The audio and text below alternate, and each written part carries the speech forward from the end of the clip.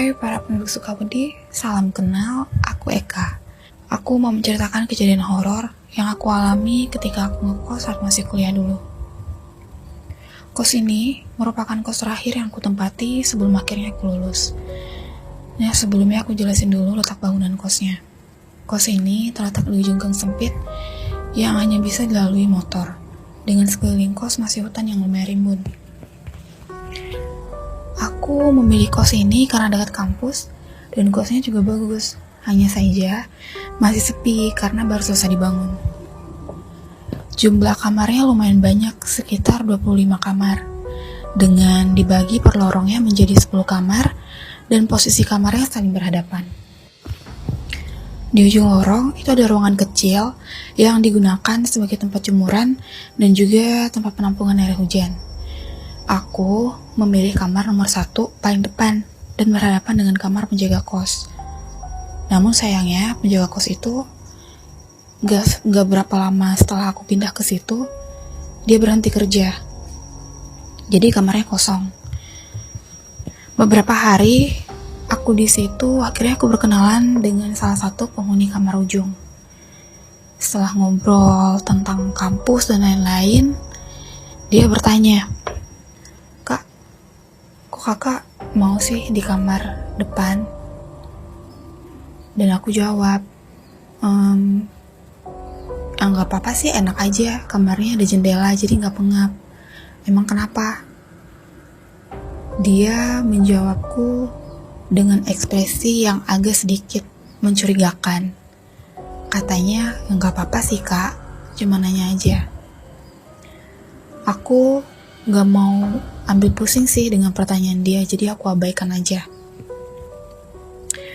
Nah, biasanya setiap malam itu biar nggak sunyi-sunyi banget, karena di lorong itu yang terisi kamarnya hanya 4. Jadi biasanya kami ngumpul di kamar salah satu anak kos untuk sekedar ngobrol bareng biar nggak sepi.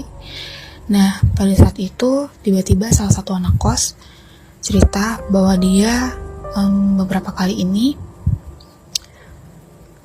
sempat ngelihat sesosok perempuan yang duduk di atas penampungan air di ruang jemuran. Bagi mereka yang lebih dulu tinggal di situ sih mungkin sudah hal yang biasa ya. Tapi bagiku yang penghuni baru di situ, itu membuatku lumayan merinding dan takut.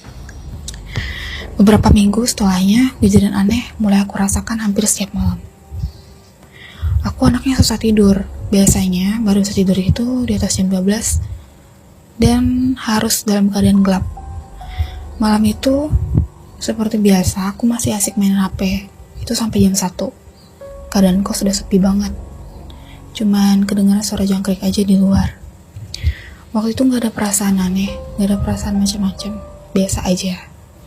Tapi tiba-tiba aku mendengar suara perempuan seperti sedang bersenandung.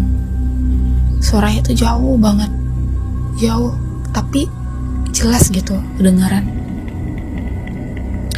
Aku sempat terdiam beberapa detik untuk memastikan, takutnya aku halu gitu kan. Tapi setelah aku dengar lagi, ini benar suara perempuan. Tapi siapa sih yang iseng jam 1 malam masih senandung-senandung kayak gini, gak lucu banget gitu kan.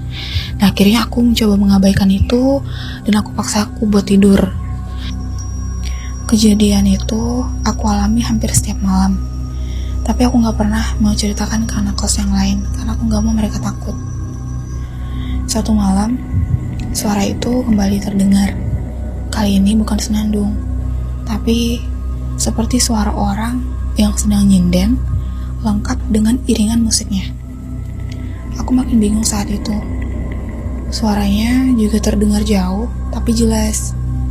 Seperti biasa aku mengabaikan itu dan memaksa mataku untuk tidur. Baru beberapa detik aku pejamkan mata. Tiba-tiba di telingaku, Eka. Sontak aku kaget.